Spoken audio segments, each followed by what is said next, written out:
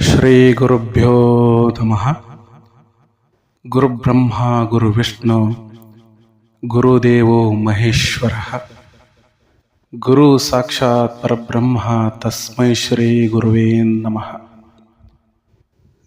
ಆತ್ಮೀಯ ಬಂಧುಗಳೇ, ಇವತ್ತಿನ ದಿವಸ ಒಂದು ವಿಶೇಷವಾದಂತಹ ಸಂಚಿಕೆಯನ್ನು ನಾನು ನಿಮ್ಮ ಮುಂದೆ ಪ್ರಸ್ತುತಪಡಿಸ್ತಾ ಇದ್ದೇನೆ. ನಾವು ಹೇಳಿರುವಂಥ ಎಲ್ಲ ವಿಚಾರಗಳು ಗುರುವಿಗೆ ಸೀಮಿತವಾಗಿದ್ದು, ಗುರುಚರಿತ್ರೆಗಳನ್ನು ನಾವು ಹೇಳ್ತಾ ಬಂದಿದ್ವಿ. ಆದರೆ ಸಾಕಷ್ಟು ಜನ ಫೋನ್ ಕರೆ ಮಾಡಿ, ಮೆಸೇಜ್ ಮಾಡಿ, ಕಮೆಂಟ್ ಮಾಡಿ ಒಂದೇ ಒಂದು ಪ್ರಶ್ನೆಯನ್ನು ಬಹಳಷ್ಟು ಜನ ಕೇಳ್ತಾ ಇದ್ರು. ಗುರುಗಳೇ, ನಾವು ಸಾಕಷ್ಟು ಕಷ್ಟವನ್ನು ಅನುಭವಿಸ್ತಾ ಇದ್ದೀವಿ. ಈ ಜೀವನ ಬಹಳ ಕಷ್ಟಮಯ ಆಗೈತೆ ನಮ್ಮದು. ಹೆಂಗೆ ಬದುಕಬೇಕು ನಾವು? ಬೇರೆದವ್ರು ನೋಡಿ ನಾವು ಹೆಂಗೆ ನಮ್ಮನ್ನು ನಾವು ಉದ್ಧಾರ ಮಾಡ್ಕೋಬೇಕು ಅಂಥೇಳಿ ಕೇಳಲಿಕ್ಕತ್ರು. ಅಂಥವ್ರ ಸಲುವಾಗಿ ಒಂದು ವಿಶೇಷವಾದಂತಹ ಈ ಸಂಚಿಕೆಯನ್ನು ನಾನು ಪ್ರಸ್ತುತಪಡಿಸ್ತಾ ಇದ್ದೇನೆ. ಜೀವನ ಎಲ್ಲರಿಗೂ ಒಂದು ಭಗವಂತ ಕೊಟ್ಟಂತಹ ಒಂದು ಅದ್ಭುತ ಗಳಿಗೆ. ಸಾಕಷ್ಟು ಭೂಮಿ ಮ್ಯಾಗ ವಿಧ ವಿಧವಾದ ಪ್ರಾಣಿ ಪಕ್ಷಿಗಳು, ಸೂಕ್ಷ್ಮಾಣು ಜೀವಿಗಳು ಎಲ್ಲ ಅದಾವ. ಎಲ್ಲವಕ್ಕೂ ಒಂದು ವಿಶೇಷವಾದಂತಹ ಒಂದು ಜೀವನ ಐತಿ. ಈ ಜೀವನ ಅನ್ನೋದು ಒಂದು ಸಾಗರದ ರೀತಿ. ಯಾರು ಅದನ್ನ ಈಜುತ್ತಾರ ಅವರು ದಡ ಮುಟ್ಟುತ್ತಾರ. ಯಾರು ಅದನ್ನ ಈಜೋದಿಲ್ಲ ಸಾಗರದೊಳಗೆ ಮುಳುಗಿ ಬಿಡ್ತಾರೆ. ಹೆಂಗೆ ಈ ಜೀವನವನ್ನು ಹೆಂಗೆ ಜಯಿಸಬೇಕು ಅನ್ನೋದಕ್ಕೆ ಕೆಲವೊಂದಿಷ್ಟು ನಿದರ್ಶನಗಳನ್ನು ನಾನು ಈ ಸಂದರ್ಭದಲ್ಲಿ ಹೇಳಲಿಕ್ಕೆ ಇಚ್ಛಪಡ್ತೀನಿ. ನೋಡ್ರಿ, ಈ ಒಂದು ದೂರದೊಳಗೆ ದೊಡ್ಡದಾದ ಪರ್ವತ ಇತ್ತು, ಬಹಳ ಸುಂದರವಾಗಿ. ನಾವು ಕೆಳಗಡೆನೆ ನಿಂತು ಇಷ್ಟು ದೊಡ್ಡದಾದಂತಹ ಪರ್ವತವನ್ನ, ಬೆಟ್ಟವನ್ನ ಹೆಂಗೆ ಏರ್ಲಿಕ್ಕೆ ಸಾಧ್ಯದ ಅಂಥೇಳಿ ಮೊದಲ ನೀವು ತಿಳ್ಕೊಂಡು ನಿಂತು ಬಿಟ್ರೆ ನೀವು ಏರ್ಲಿಕ್ಕೆ ಹೆಂಗೆ ಸಾಧ್ಯ ಆಗ್ತತಿ? ಏರ್ಲಿಕ್ಕೆ ಹೆಂಗೆ ಸಾಧ್ಯ ಅದ? ನೀವು ಒಂದೇ ಹೆಜ್ಜೆಯನ್ನು ಇಟ್ಟು ನೋಡ್ರಿ, ಒಂದು ಹೆಜ್ಜೆ ಇಡ್ರಿ. ನೀವು ನಿಮ್ಮ ಪ್ರಯತ್ನದಿಂದ ಒಂದು ಹೆಜ್ಜೆ ಇಟ್ಟರೆ ತಾನ ಒಂದೊಂದು ಹೆಜ್ಜೆ, 2 ಹೆಜ್ಜೆ, 3 ಹೆಜ್ಜೆ ಆಗಿ ಬದಲಾಗಿ ಒಂದಿಲ್ದ ಒಂದು ದಿವಸ ನೀವು ಆ ಪರ್ವತವನ್ನು ಏರಿ ನಿಲ್ತೀರಿ. ಆವಾಗ ಆ ಏರಿದ ಪರ್ವತವನ್ನು ನೀವು ಮ್ಯಾಗಿನಿಂದ ತಳಗಿನ ನೋಡಿದ್ರೆ ಅವಾಗ ನಿಮಗೆ ಗೊತ್ತಾಗ್ತೈತಿ ಎಂಥ ಪರ್ವತವನ್ನು ನಾನು ಏರಿದೆ ಅಂತ ಹೇಳಿ. ಒಬ್ಬವ 1 ಡಜನ್ ಮಾವಿನ ಹಣ್ಣು ತಂದಿದ್ದ. 1 ಡಜನ್ ಮಾವಿನ ಹಣ್ಣದೊಳಗೆ ನೋಡ್ರಿ, ಇದು ಬೇಸಿಗೆ ಕಾಲ, ಈಗೆಲ್ಲ ಮಾವು ಸಿಗುವಂತಹ ಕಾಲ, ಈ ಸಂದರ್ಭ. ಹೀಗಿದ್ದಾಗ ಅವನು 1 ಡಜನ್ ಮಾವಿನ ಹಣ್ಣು ತೊಗೊಂಡ್ಬಂದಿದ್ದ. ಇನ್ನೇನ ದಿನಾಲು ತಿನ್ನಬೇಕಾಗಿತ್ತು. ಬುಟ್ಟಿಯನ್ನು ತೆಗೆದು ನೋಡಿದ. ಒಂದು ದಿವಸ ಒಂದು ಹಣ್ಣು ಕೊಳತು ಬಿಟ್ಟಿತ್ತು. ತಲೆಯೊಳಗೆ ಏನು ವಿಚಾರ ಹೇಳ್ರಿ ಅವಂಗ? ಮೊದಲನೇದು ಏನದ, ಇದು ಕೊಳತು ಬಿಟ್ಟೈತಿ. ಈ ಕೊಳತದ್ದನ್ನ ಇವತ್ತ ತಿಂದು ಬಿಡೋನು, ನಾಳೆ ಚಲೋ ಇದ್ದದನ್ನ ತಿನ್ನೋನು ಅಂಥೇಳಿ ವಿಚಾರ ಮಾಡಿದ. ವಿಪರ್ಯಾಸ ನೋಡ್ರಿ, ಅವಾಗ ಅದನ್ನ ಕೊಳತದ್ದ ತಿಂದಾಣ. ಮರುದಿವ್ಸ ತಿನ್ಬೇಕು ಅನ್ನೋದ್ರೊಳಗೆ ಮರುದಿವ್ಸ ಮತ್ತೊಂದು ಹಣ್ಣು ಕೊಳತು ಬಿಟ್ಟಿತ್ತು. ಮತ್ತದೇ ವಿಚಾರ, ಕೊಳತದ್ದನ್ನ ಇವತ್ತು ತಿಂದು ಬಿಡೋನು, ನಾಳೆ ಚಲೋ ಹಣ್ಣನ್ನು ತಿನ್ನೋನು ಅಂಥೇಳಿ. ಆಯ್ತು, ಅದೋ ದಿವಸ ಕೊಳತಿದ್ದ ಹಣ್ಣನ್ನೇ ತಿಂದ. ಮರುದಿವ್ಸ ನೋಡ್ತಾನ, ಮತ್ತೆ ಬುಟ್ಟಿ ಒಳಗೆ ಒಂದು ಹಣ್ಣು ಕೊಳತೈತಿ. ಅವಾಗಲೂ ಅದೇ ವಿಚಾರ, ಕೊಳತದ್ದನ್ನ ಈಗ ತಿಂದು ಬಿಡೋನು, ನಾಳೆ ಚಲೋ ತಿಂದು ಬಿಡೋನು ಅಂತೇಳಿ. ಹಿಂಗ ಅನ್ಕೊಂತ ಏನು 1 ಡಜನ್ 12 ಮಾವಿನ ಹಣ್ಣು ಇದ್ವಲ್ಲ, ಅವ 12 ಎಂಥವ್ ತಿಂದಂದ್ರ ಕೊಳತದ್ದನ್ನ ತಿಂದವ. ಈ ಕಥೆಯಿಂದ ಏನು ತಿಳಿದು ಬರ್ತೈತಿ ಅಂತಂದ್ರೆ, ಮೊದಲನೇ ಹೆಜ್ಜೆಯನ್ನು ನೀವು ತಪ್ಪಾಗಿ ಇಟ್ಟಿದ್ದಾದ್ರೆ ಮುಂದಿನ ಎಲ್ಲ ಹೆಜ್ಜೆಗಳು ತಪ್ಪು ಹಾಕೋಂತ ಹೋಗ್ತಾವ. ಮೊದಲನೇ ತಪ್ಪು ಹೆಜ್ಜೆಯನ್ನು ಇಡೋದನ್ನ ಬಿಟ್ಟು ಅದನ್ನು ಸೈಡ್ ಸರಿಸಿ ನೀವು ಮತ್ತೆ ಚಲೋ ಹೆಜ್ಜೆಯನ್ನು ಇಟ್ಟದ್ದಾದರೆ ಕೊನೆಯವರೆಗೂ ನೀವು ಒಳ್ಳೆ ಹೆಜ್ಜೆಗಳನ್ನು ಇಟ್ಕೊಂಡು ಹೋಗ್ತೀರಿ. ನಿಮಗೆ ಜಯ ಕಟ್ಟಿಟ್ಟ ಬುತ್ತಿ. ಇಂಥ ಸಂದರ್ಭದೊಳಗೆ ಒಂದು ಹೇಳೋ ವಿಚಾರ ಇಷ್ಟೇ: ಯಾವುದೇ ಕೆಲಸ ಕಾರ್ಯಗಳನ್ನು ನೀವು ಮಾಡುವಂಥ ಸಂದರ್ಭದೊಳಗೆ ಎಂದೂ ನೆಗೆಟಿವ್ ವಿಚಾರ ಮಾಡ್ತಕ್ಕದ್ದಲ್ಲ. ನೀವು ಯಾವಾಗ ನೆಗೆಟಿವ್ ವಿಚಾರ ಮಾಡ್ತೀರಿ ಅವಾಗ ನೀವು ಮಾಡಿರುವಂಥ ಎಲ್ಲ ಪ್ಲ್ಯಾನ್ಗಳಲ್ಲಿ ಏನದಾವಲ್ಲ ಅದರೊಳಗೆ ಅರ್ಧ ಅದು ಕೊಲ್ಯಾಪ್ಸ್ ಆದಂಗೆ. ಅದು ಜೈಸಾ ಸೋಚೋಗೆ ವೈಸಾ ಬನ್ ಜಾವೋಗೆ. ನೀವು ಹೆಂಗೆ ವಿಚಾರ ಬರ್ತೈತಿಲ್ಲ ತಲೆಯಾಗ ನೀವು ಹಂಗೆ ಆಗ್ತೀರಿ.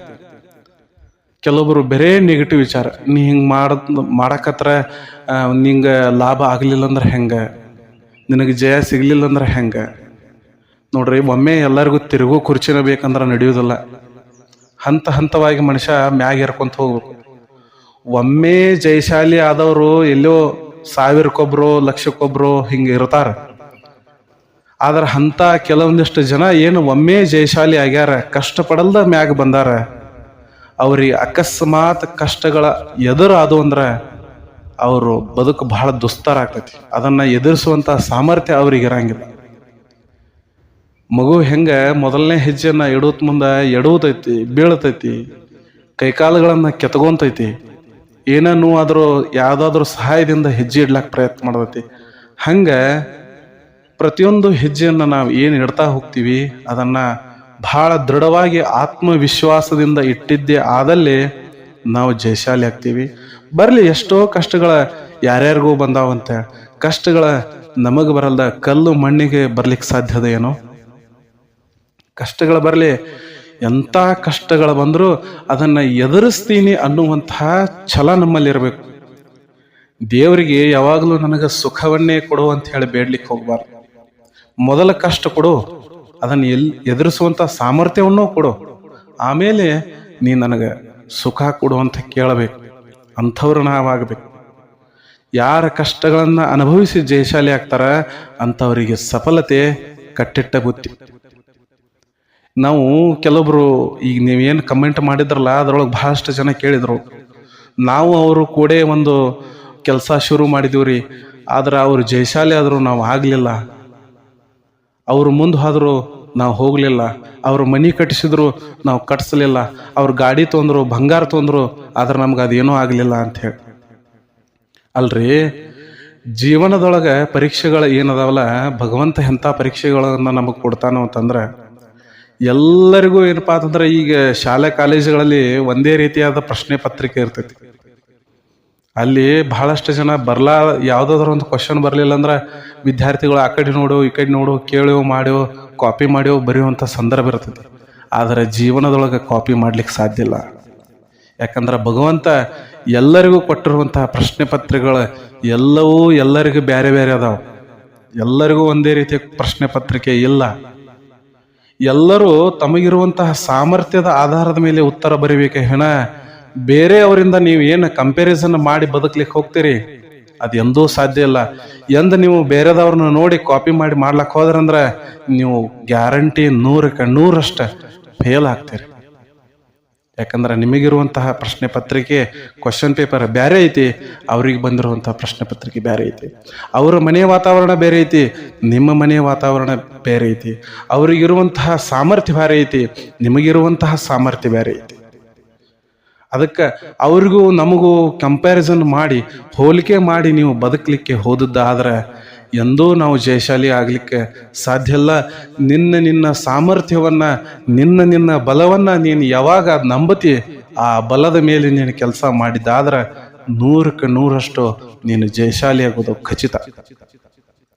ಒಬ್ಳು ಪುಟ್ಟ ಬಾಲಕಿ, ಸಣ್ಣ ಹುಡುಗಿ ಒಂದು ಬಲೂನ್ ಅಂಗಡಿ ಹತ್ತಿಕ್ಕೆ ನಿಂತಿದ್ಳು. ಪುಗ್ಗ ಅಂತ ಹೇಳಿ ಕರೀತಾರೆ ಈ ಭಾಗದೊಳಗೆ, ಉತ್ತರ ಕರ್ನಾಟಕದೊಳಗೆ ಪುಗ್ಗ ಅಂತ ಹೇಳಿ ಕರೀತಾರ ಬಲೂನ್. ಆ ಬಲೂನ್ ಅಂಗಡಿ ಮುಂದೆ ಈ ಬಾಲಕಿ ನಿಂತಿತ್ತು. ಅಂಗಡಿಯವನ್ನ ನೋಡ್ಲಿಕ್ಕತ್ತಾನ ಆ ಮಗುವನ್ನ, ಯಾಕೆ ಹುಡುಗಿ ಎಷ್ಟೊತ್ತಕ ನಿಂತೈತಿ ಅಂತ ಹೇಳಿ. ಆ ಮಗುವಂತು, ಅಂಕಲ್ ಈ ಬಿಳಿ ಬಣ್ಣದ ಏನು ಬಲೂನ್ ಐತಿ ಇದು ಮ್ಯಾಗ ಹಾರ್ತೈತೇನ್ರಿ? ಹಾರ್ತೈತಿವ. ಮತ್ತು ಈ ಕೆಂಪು ಬಣ್ಣದ ಬಲೂನ ಇದು ಕೂಡ ಹಾರ್ತೈತಿ, ನೀಲಿ ಬಣ್ಣದ ಬಲೂನ ಇದು ಕೂಡ ಹಾರ್ತೈತಿ, ಮತ್ತು ಇವೆಲ್ಲ ಬೇರೆ ಬೇರೆ ಅದಾವಲ್ರಿ, ಹೆಂಗೆ ಹಾರ್ತೈತಿ ಅಂತ ಹೇಳಿ ಅಂದವ ಹುಡುಗಿ. ಯಾಕಂದ್ರೆ ಅವಳಿಗೆ ಆಸಕ್ತಿ. ಅವಾಗ ಅಂಗಡಿ ಎಷ್ಟು ಸುಂದರವಾಗಿ ಉತ್ತರ ಹೇಳ್ತಾನ ಹುಡುಗಿಗೆ ತಂದ್ರೆ, ನೋಡ್ತಂಗಿ ಬಲೂನ್ಗಳ ಬ್ಯಾರೆ ಬ್ಯಾರೆ ಕಲರ್ ಅದಾವ ಅಂತ ಹೇಳಿ ಬ್ಯಾರೆ ಬ್ಯಾರೆ ಸಾಮರ್ಥ್ಯ ಅಲ್ಲ, ಬಲೂನದೊಳಗೆ ನೀ ಯಾವ ಗಾಳಿಯನ್ನ ತುಂಬತಿ ಅದು ಇಂಪಾರ್ಟೆಂಟ್. ಯಾವ ಗಾಳಿಯನ್ನ ತುಂಬಿದಾಗ ಅದು ಮ್ಯಾಗ ಹಾರ್ತೈತೆ ಅನ್ನೋದು ಇಂಪಾರ್ಟೆಂಟ್. ನಿಮ್ಮ ಬುದ್ಧಿ ಸಾಮರ್ಥ್ಯಗಳು ಎಲ್ಲರಿಗೂ ಏನಪ್ಪಾ ಅಂತಂದ್ರೆ, ಅವ ಶ್ರೀಮಂತ ಅದಾನ, ಇವ ಬಡವ ಅದಾನ, ಅವ ಬೆಳ್ಳಗದಾನ, ಇವ್ ಕರಿ ಅದಾನ, ಇವ್ ಎತ್ತರ ಅದಾನ, ಇವ್ ಗಿಡ್ಡ ಅದಾನ, ಎಲ್ಲರೂ ಹಾರ್ತೀರಿ, ಎಲ್ಲರೂ ಜಯಶಾಲಿ ಆಗ್ತೀರಿ. ಆದರೆ ನಿಮ್ಮ ಬುದ್ಧಿಯೊಳಗೆ ಯಾವುದನ್ನ ನೀವು ತುಂಬ್ಕೊಂತೀರಿ, ಎಂತಹ ಗಾಳಿಯನ್ನ ತುಂಬ್ಕೊಂತೀರಿ ಅದು ಇಂಪಾರ್ಟೆಂಟ್ ಅದ. ಅದು ಇಂಪಾರ್ಟೆಂಟ್ ಅದ. ಎಂಥದನ್ನ ನಿನ್ನ ತಲೆಯೊಳಗೆ ಇಟ್ಕೊಂಡು ನೀನು ಕೆಲಸ ಶುರು ಮಾಡ್ತಿ ಅನ್ನೋದು ಇಂಪಾರ್ಟೆಂಟ್ ಐತಿ. ಎಲ್ಲರೂ ಕೆಲಸ ಶುರು ಮಾಡಿದ ಕೂಡಲೇ ತತ್ಕ್ಷಣದಾಗ ಲಾಭ ಬೇಕನ್ನುವಂಥದ್ದು ತಪ್ಪದು. ಇಂದು ಶುರು ಮಾಡಿದ ಕೂಡಲೇ ನಾಳೆನ ನಮ್ಗೆ ಗಲ್ಲಾ ಪೆಟ್ಟಿಗೆಲ್ಲ ತುಂಬಿ ಬರ್ತೈತಿ ಅಂತ ಹೇಳಿ ಅನ್ಕೊಳ್ಳೋದು ತಪ್ಪು. ಅಂಥದ್ದು ತಪ್ಪು. ಅಂಥ ನಿರೀಕ್ಷೆನೂ ಕೂಡ ತಪ್ಪು.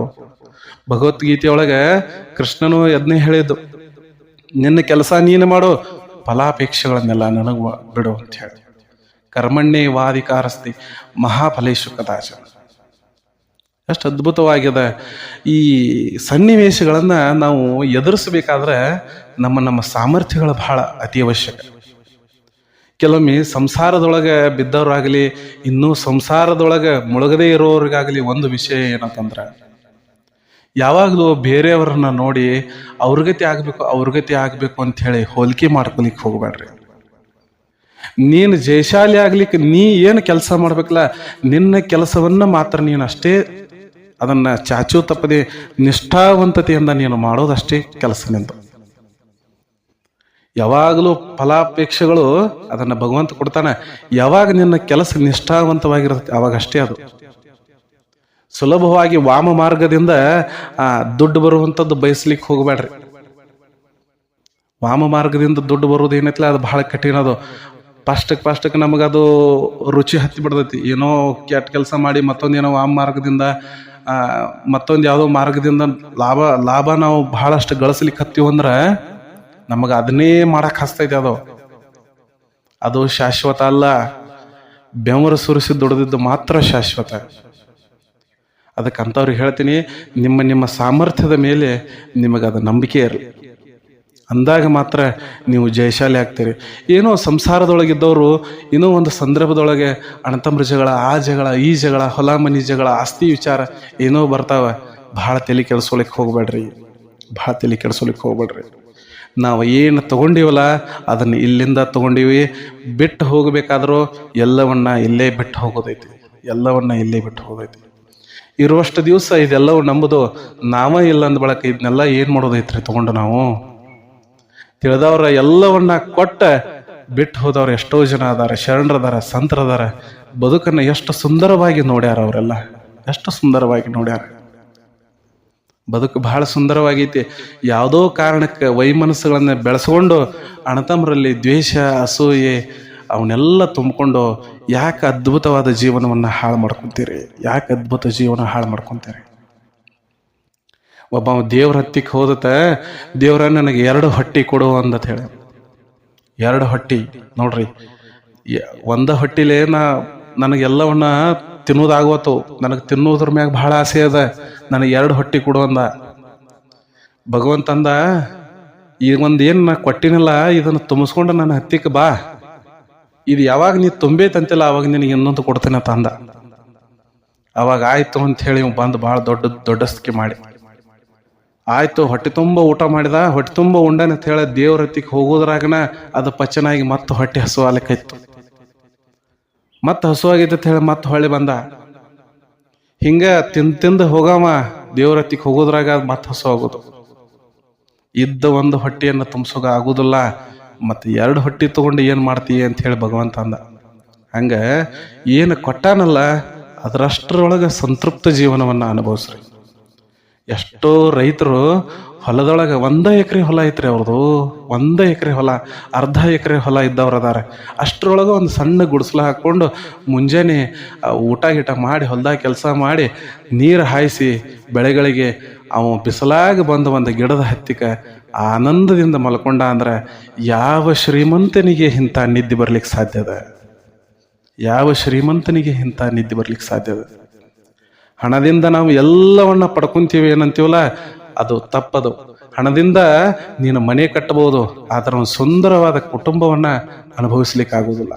ಹಣದಿಂದ ನೀನು ವೈದ್ಯರನ್ನ ಕೊಂಡ್ಕೋಬಹುದು, ಆಸ್ಪತ್ರೆಗಳನ್ನ ಕೊಂಡ್ಕೋಬಹುದು, ಆದ್ರ ಆರೋಗ್ಯವನ್ನ ಪಡ್ಕೊಳ್ಳೋದಾಗುವುದಿಲ್ಲ.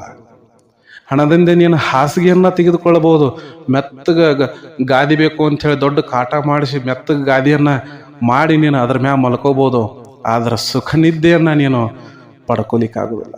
ಹಣದಿಂದ ಎಲ್ಲವನ್ನ ಪಡ್ಕೊಂತಿ, ಆದ್ರೆ ನೆಮ್ಮದಿಯನ್ನ ನೀನು ಹೊರಗೆ ಪಡ್ಕೊಲಿಕ್ಕಾಗುವುದಿಲ್ಲ. ಅದನ್ನ ನಿನ್ನೊಳಗೆ ನೀನು ಹುಡುಕಬೇಕು, ನಿನ್ನೊಳಗೆ ನೀನು ಹುಡುಕಬೇಕು. ನೆಮ್ಮದಿ ಅನ್ನೋದು ಯಾರ ಹತ್ತಿಗೆ ಸಿಗ್ತೈತ್ರಿ? ಅದು ನೆಮ್ಮದಿ ಯಾವ ಅಂಗಡಿಯಾಗ ಸಿಗ್ತೈತಿ? ಎಷ್ಟು ಕೋಟಿ ಕೊಟ್ಟರೆ ಸಿಗ್ತೈತ್ರಿ? ಅದು ಎಲ್ಲಿಯೂ ಸಿಗುದಿಲ್ಲ.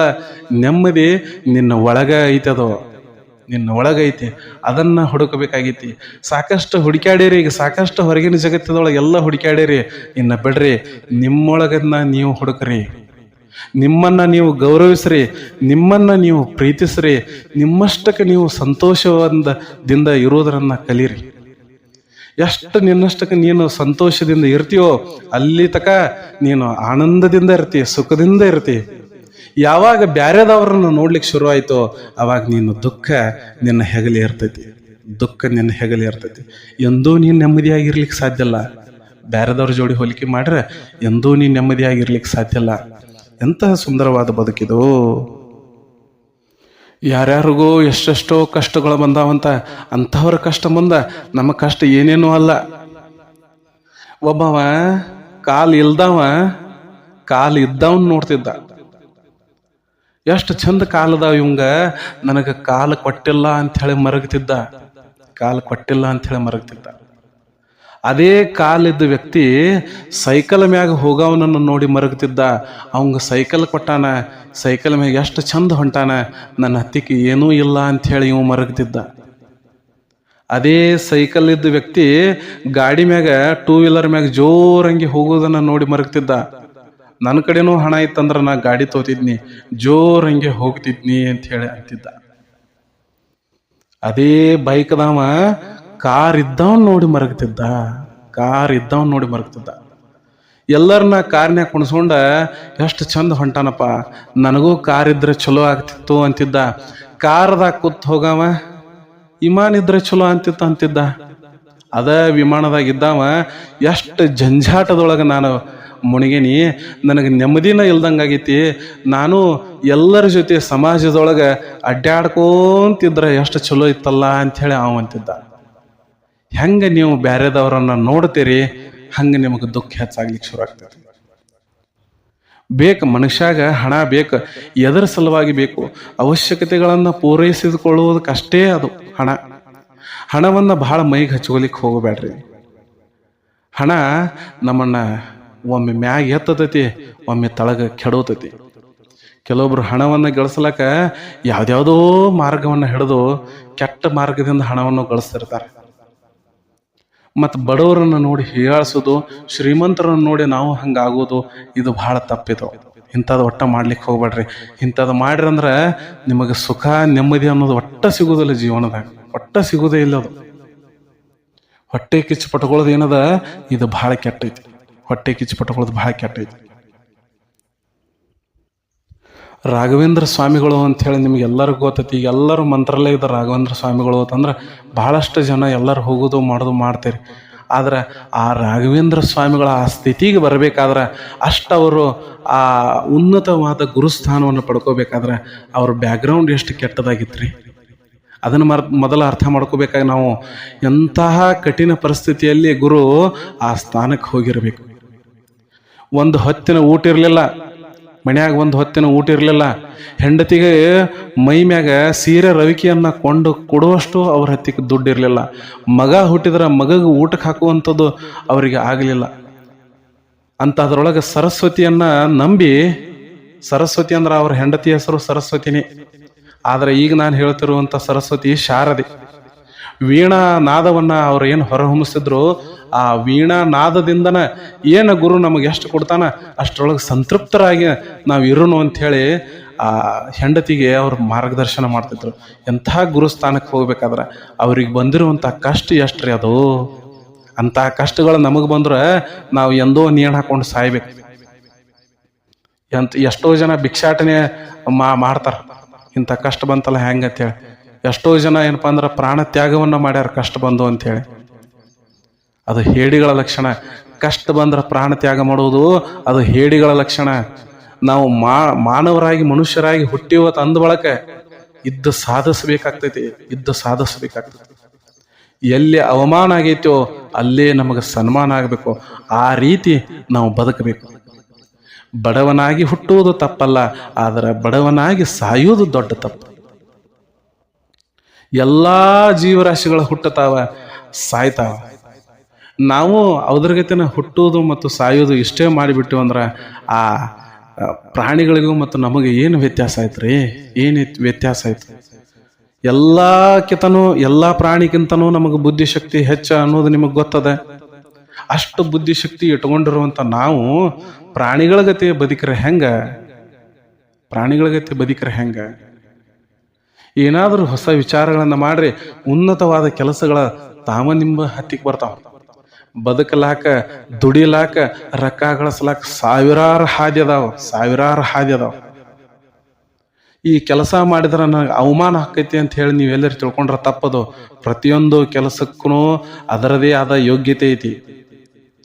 ಯಾವ ಒಬ್ಬ ಕಟಿಂಗ್ ಅಂಗಡಿ ಇಡ್ಲಿ, ಚಪ್ಪಲ್ ಅಂಗಡಿ ಇಡ್ಲಿ, ಕಲ್ಲು ಕಟ್ಟಿಯೋ ಅಂಗಡಿ ಇಡ್ಲಿ, ಬಡಿಗೇರ್ ಕೆಲಸ ಮಾಡ್ಲಿ, ಬಂಗಾರ ಕೆಲಸ ಮಾಡ್ಲಿ, ಕಂಪನಿ ಇರ್ಲಿ, ರೋಡ್ ಮಾಡೋವಾಗಲಿ, ಕಲ್ಲು ಕಟ್ಟಿಯವಾಗಲಿ, ಏನ ಕೆಲಸ ಇರಲಿ, ಅದಕ್ಕೆ ಅದರದೇ ಆದಂತಹ ಯೋಗ್ಯತೆ ಇದ್ದೇ ಇದೆ.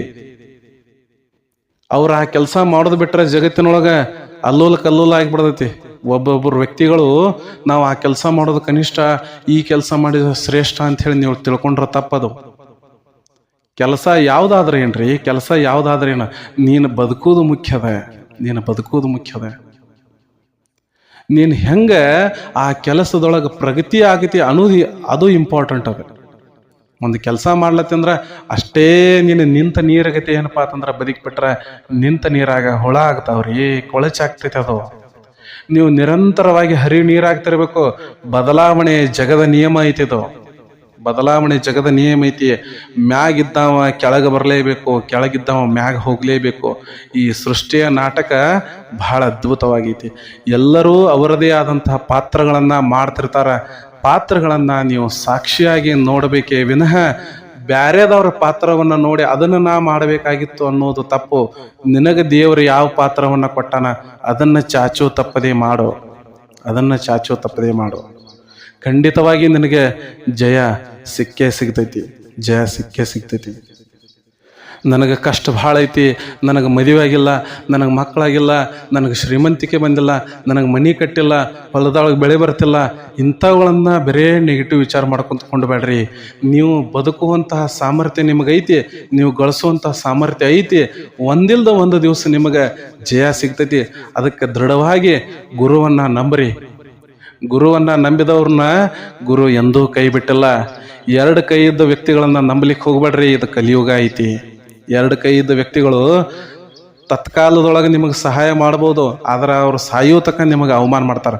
ನಾ ಕೊಟ್ಟಿದ್ದಕ್ಕನ ಅವ ಉದ್ಧಾರ ಆಗ್ಯಾನ, ನಾ ಸಾಲ ಕೊಟ್ಟಿನಿ ನಾ ಅವಂಗ ಸಹಾಯ ಮಾಡೀನಿ ಅಂತ ಹೇಳಿ ಅವ್ರು 100 ಮಂದಿ ಮುಂದೆ ಎಲ್ಲ ಹೇಳ್ಕೊಂತ ಅಡ್ಡಾಡ್ತಿರ್ತಾರ. ಅವರು ಯಾರು ಸಿಗ್ತಾರಲ್ಲ, ಅವಂಗ ನಾನು ಹೆಲ್ಪ್ ಮಾಡೀನಿ, ಅದಕ್ಕೆ ಅವ್ನು ಉದ್ಧಾರ ಆಗ್ಯಾನ ಅಂತ ಹೇಳಿ ಅಂತಿರ್ತಾರೆ.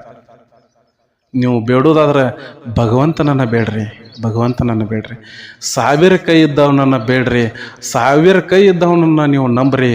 ಗುರುವನ್ನ ನಂಬ್ರಿ. ಅವ ಏನಪ್ಪಾ ಅಂತಂದ್ರೆ ನಿಮ್ಗೆ ದಾರಿ ತೋರಿಸ್ತಾನ.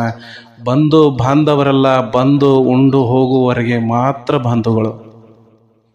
ಬಂದು ಉಂಡು ಹೋದ್ರಂದ್ರೆ ಮುಗಿತು ಬಂಧುವಿನ ಕೆಲಸ. ಬಂದು ಉಂಡು ಹೋಗುವವರಿಗೆ ಮಾತ್ರ ಬಂಧು. ಅಷ್ಟು ಮೀರಿ ನಿಮಗೆ ಬಹಳ ಕಷ್ಟ ಬೇಕಾಗಿ ಬಂದೈತಿ.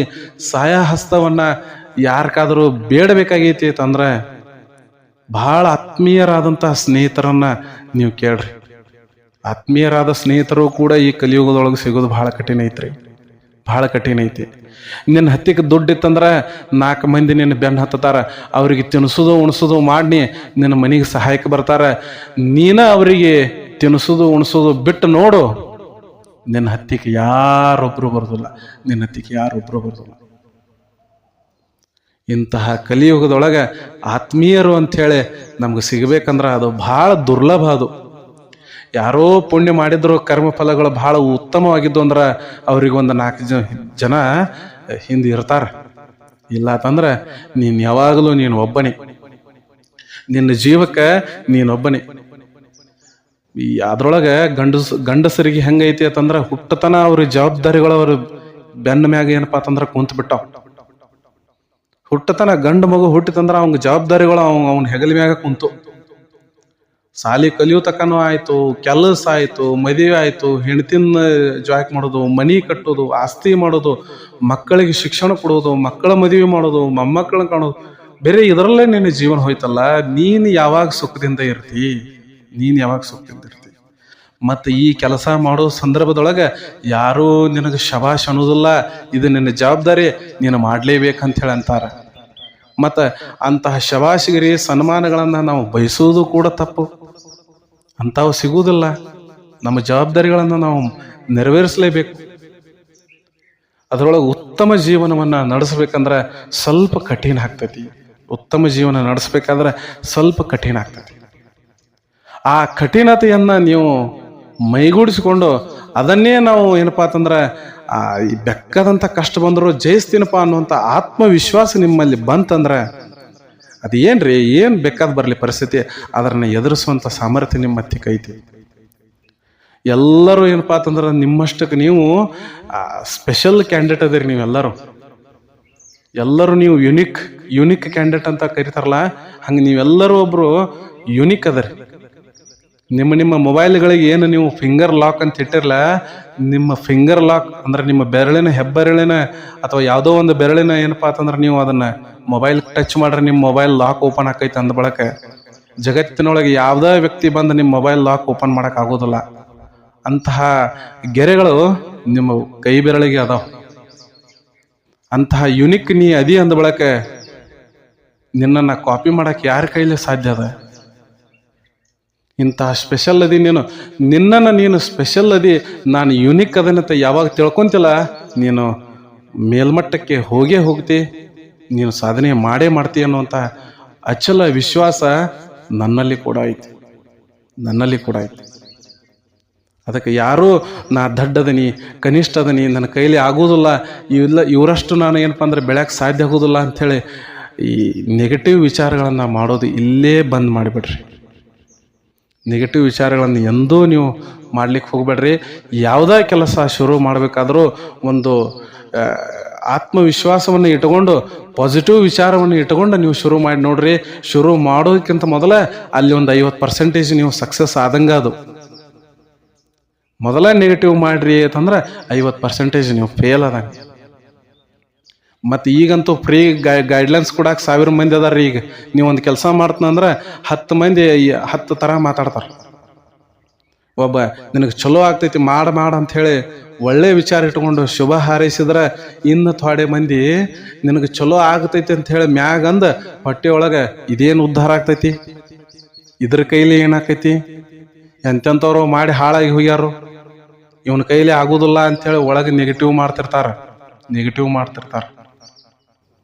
ಅದಕ್ಕೆ ಯಾರು ಫ್ರೀ ಗೈಡ್ಲೈನ್ಸ್ ಕೊಡ್ತಿರ್ತಾರಲ್ಲ ಅಂಥವ್ರದ್ದೆಲ್ಲ ತಗೊಳ್ಳೋದಷ್ಟೇ. ಅವರು ಚಲೋ ಅಂದ್ರೂ ಬಂತು, ಕೆಟ್ಟ ಅಂದ್ರೂ ಬಂತು, ಅದನ್ನೆಲ್ಲ ಸ್ವೀಕಾರ ಮಾಡ್ರಿ. ಯಾರಿಗೂ ಏನೂ ಅನ್ಲಿಕ್ಕೆ ಹೋಗಬೇಡ್ರಿ. ಸ್ವತಃ ಸಿದ್ಧಾರೂಢರು ಅವರ ಶಿಷ್ಯಂದರಿಗೆ, ಗುರುನಾಥ ರೂಢರಿಗೆ ಏನಂತಿದ್ರು, ನಾನು ಮಾತಾಡಿ ಕೆಟ್ಟೇನಪ್ಪ, ನೀನು ಮಾತನಾಡಕ್ಕೆ ಹೋಗಬೇಡ ಅಂಥೇಳಿ ಯಾವಾಗ ಸಿದ್ಧಾರೂಢರು ಅಂದ್ರು, ಗುರುನಾಥ ರೂಢರು 30 ವರ್ಷಗಳ ಕಾಲ ಮಾತಾಡ್ಲಿಲ್ಲ. ಅಂತ ಶರಣರ ಬಾಯಿ ಮುಚ್ಕೊಂಡಿದ್ದಾಗ ನಾವು ಯಾಕೆ ಮಾತಾಡಬೇಕು? ಯಾರಿಗೂ ಏನೂ ಅನ್ನಕ್ಕೆ ಹೋಗ್ಬೇಡ್ರಿ. ಯಾರ ನಿಂದನೆಯ ಕಲ್ಲುಗಳನ್ನು ನಮ್ಮ ಮ್ಯಾಗ ಒಗಿತಾರ, ಅದೇ ನಿಂದನೆಯ ಕಲ್ಲುಗಳನ್ನ ಮೆಟ್ಟಿಲುಗಳನ್ನಾಗಿ ಮಾಡ್ಕೊಂಡು ನೀವು ಮ್ಯಾಗೇರ್ರಿ. ಅದೇ ನಿಂದಿಸಿ ಕಲ್ಲು ಒಗಿಯುವಂಥ ಜನ ಮಾಲೆ ಹಾರ ತುರಾಯಿಗಳನ್ನು ತಂದು ನಿಮಗೆ ಸನ್ಮಾನ ಮಾಡ್ತಾರ. ಮೊದಲ ಅವಮಾನ ಮಾಡ್ತಾರ, ಅದಾದ ನಂತರ ಇವೇನೋ ನಡೆಸ್ಯಾನು ಅಂತ ಹೇಳಿ ಅನುಮಾನಾಸ್ಪದವಾಗಿ ನೋಡ್ತಾರ. ಆದ್ರೆ ನಿನ್ನ ಕೆಲಸ ನೀನು ನಿರಂತರವಾಗಿ ಮಾಡ್ತಿರ್ಬೇಕು. ಅವಮಾನ ಆದ ಕೂಡಲೇ ಬಿಟ್ಟು ಬಿಡಬಾರ್ದು, ಅನುಮಾನಿಸರೂ ಬಿಟ್ಟು ಬಿಡಕ್ಕೆ ಹೋಗ್ಬಾರ್ದು. ನಿನ್ನ ಕೆಲಸ ನೀನು ಮಾಡ್ತಿರ್ಬೇಕು. ಯಾರ ಅವಮಾನಿಸ್ಯಾರ, ಯಾರ ಅನುಮಾನದಿಂದ ನೋಡ್ಯಾರ, ಅವರೇ ನಿನಗೆ ಕೊನೆಗೆ ಸನ್ಮಾನ ಮಾಡ್ತಾರೆ. ಅದೇ ಜನ ಸನ್ಮಾನ ಮಾಡ್ತಾರೆ. ಇಂದ ನನ್ನ ಜೀವನದೊಳಗೂ ಇಂಥ ಘಟನೆಗಳು ಬಹಳಷ್ಟಾಗ್ಯಾವ. ನನ್ನ ಜೀವನದೊಳಗೂ ಇಂಥ ಘಟನೆ ಬಹಳಷ್ಟಾಗ್ಯಾವ. ಎಲ್ಲಿ ಅವಮಾನ ಆಗಿದೆ ಅಲ್ಲಿ ಸನ್ಮಾನ ಮಾಡ್ಕೊಳ್ಳೋದೇ ನಿಜವಾದ ಜಾಣತನ. ಗಾಳಿ ಬಿಟ್ಟಾಗ ಟೇಬಲ್ ಮ್ಯಾಗಿನ ವಸ್ತುಗಳೆಲ್ಲ ಬೀಳ್ತಾವ ಅಂತ ಹೇಳಿ ನಿಮಗೆ ಗೊತ್ತೈತಿ. ಹೋಗಿ ಬಾಗಲ ಮುಚ್ಚಬೇಕು ಗಾಳಿ ಬಿಟ್ಟಾಗ ಅನ್ನೋದು ನಿಮಗೆ ಗೊತ್ತೈತಿ. ಬಿದ್ದ ವಸ್ತುಗಳನ್ನ ಮ್ಯಾಗ ಇಡಬೇಕು ಅನ್ನೋದು ನಿಮಗೆ ಗೊತ್ತೈತಿ. ಆದ್ರೆ ಇಂತಹ ಬಾಗಿಲ ತೆಗೆದಾಗ ಗಾಳಿ ಬಿಟ್ಟಾಗ ಟೇಬಲ್ ಮ್ಯಾಗಿನ ವಸ್ತುಗಳ ಕೆಳಗೆ ಬೀಳಾರ್ದಂಗೆ ಇಡೋದೇ ನಿಜವಾದ ಜಾಣತನ. ಆ ಜಾಣತನ ಬರ್ಬೇಕು ನಮಗ. ಬಿದ್ದ ಬಳಕೆ ಎತ್ತಿಡೋದು ಎಲ್ಲರಿಗೂ ಗೊತ್ತೈತಿ, ಬಾಗಲ ಮುಚ್ಚೋದು ಗೊತ್ತೈತಿ. ಆದ್ರೆ ಬೀಳಲಾರ್ದಂಗ ವಸ್ತುಗಳನ್ನ ಇಡುವುದು ಶಾಣೆತನ ಐತಿ. ಅದೇ ಜಾಣತನ ಐತಿ. ಅಂತಹ ಜಾಣತನ ನಿಮ್ಮೆಲ್ಲರಿಗೊಳಗೂ ಐತಿ. ಎಲ್ಲರೊಳಗೂ ಆ ಜಾಣತನ ಐತಿ. ಎಲ್ಲರಿಗೂ ಒಳ್ಳೆಯ ಬುದ್ಧಿಮಟ್ಟ, ಎಲ್ಲರಿಗೂ ಸರಿಸಮಾನವಾದ ಗಾಳಿ ನೀರು ಆಕಾಶ ಭೂಮಿ ಎಲ್ಲರಿಗೂ ಒಂದೇ ರೀತಿ ಐತಿ. ಯಾವುದೂ ತಾರತಮ್ಯ ಮಾಡಿಲ್ಲ. ಸೂರ್ಯನ ಬೆಳಕು ಕೊಳಚಿ ಮ್ಯಾಗ ಬೀಳ್ತಾವ, ಗುಡಿ ಮ್ಯಾಗು ಬೀಳ್ತಾವ, ಕೆರಿ ಮ್ಯಾಗು ಬೀಳ್ತಾವ, ನಮ್ಮ ಮ್ಯಾಗೂ ಬೀಳ್ತಾವ, ನಿಮ್ಮ ಮ್ಯಾಗೂ ಬೀಳ್ತಾವ. ಯಾವುದೇ ಸೂರ್ಯನ ಕಿರಣಗಳು ವ್ಯತ್ಯಾಸ ಮಾಡಿಲ್ಲ. ಗುಡಿ ಮ್ಯಾಗ ಬೀಳ್ಬೇಕಾದ್ರೆ ಅಲ್ಲಿ ಚಲೋ ಕಿರಣ ಕೊಡಬೇಕು, ಕೊಳಚಿ ಮ್ಯಾಗ ಏನಪ್ಪಾ ಅಂದ್ರೆ ಕೆಟ್ಟ ಕಿರಣ ಬಿಡಬೇಕು ಅಂತ ಹೇಳಿ ಎಂದೂ ಸೂರ್ಯ ವ್ಯತ್ಯಾಸ ಮಾಡಿಲ್ಲ. ಗಾಳಿ ಎಂದೂ ಚಲೋ ಬೀಸಬೇಕು, ಒಂದು ಕಡೆ ಕೆಟ್ಟ ಬೀಸಬೇಕು ಅಂತ ಹೇಳಿ ವಿಚಾರ ಮಾಡಿಲ್ಲ. ನೀರು ಎಂದೂ ಶ್ರೀಮಂತರಿಗೆ ಚಲೋ ನೀರ, ಬಡವರಿಗೆ ಕೆಟ್ಟ ನೀರು ಅಂತ ಹೇಳಿ ನೀರು ಎಂದೂ ವಿಚಾರ ಮಾಡಿಲ್ಲ. ಪಂಚ ಮಹಾಭೂತಗಳೇ ತಾರತಮ್ಯ ಮಾಡಿಲ್ಲ. ಇನ್ನು ನಾವು ಯಾಕೆ ಮಾಡ್ಬೇಕ್ರಿ? ನಾವ್ಯಾರು? ಅದನ್ನೆಲ್ಲ ಮಾಡೋರು ನಾವ್ಯಾರು? ಅಂಥದನ್ನೆಲ್ಲ ಬಿಟ್ಟು ನಮ್ಮ ಸಾಮರ್ಥ್ಯ, ನಮ್ಮ ಬುದ್ಧಿಮಟ್ಟ, ನಮ್ಮ ಪ್ರಯತ್ನ ಇದು ನಿರಂತರವಾಗಿ ನೀವು ಮಾಡ್ಕೊಂತಿದ್ರಿ ಅಂದ್ರೆ ನೀವು ಒಂದಿಲ್ಲ ಒಂದು ದಿವಸ ಸಫಲತೆಯನ್ನ ಕಾಣ್ತೀರಿ. ಅಂತಹ ಸಫಲತೆ ನಿಮ್ಗೆಲ್ಲರಿಗೂ ಸಿಗಲಿ. ಗುರುವಿನ ಆಶೀರ್ವಾದ ನಿಮ್ಮೆಲ್ಲರ ಮ್ಯಾಗ ಇರಲಿ ಅಂತ ಹೇಳಿ ಈ ಸಂದರ್ಭದಲ್ಲಿ ನನ್ನ 4 ಮಾತುಗಳು ಸಣ್ಣ ಬಾಯಿಲಿಂದ ದೊಡ್ಡ ಮಾತಾಡಿದರೆ ತಮ್ಮ ಎಲ್ಲ ಪಾದಗಳಿಗೆ ಇದನ್ನ ಅರ್ಪಿಸ್ಕೊಡ್ರಿ ಅಂತ ಹೇಳ್ತಾ ನನ್ನ ಮಾತನ್ನ ಮುಗಿಸ್ತೀನಿ. ಸರ್ವೇ ಜನಃ ಸುಖಿನೋ ಭವಂತು, ಸಕಲ ಸನ್ಮಂಗಳಾನಿ ಭವಂತು. ನಮಸ್ಕಾರ.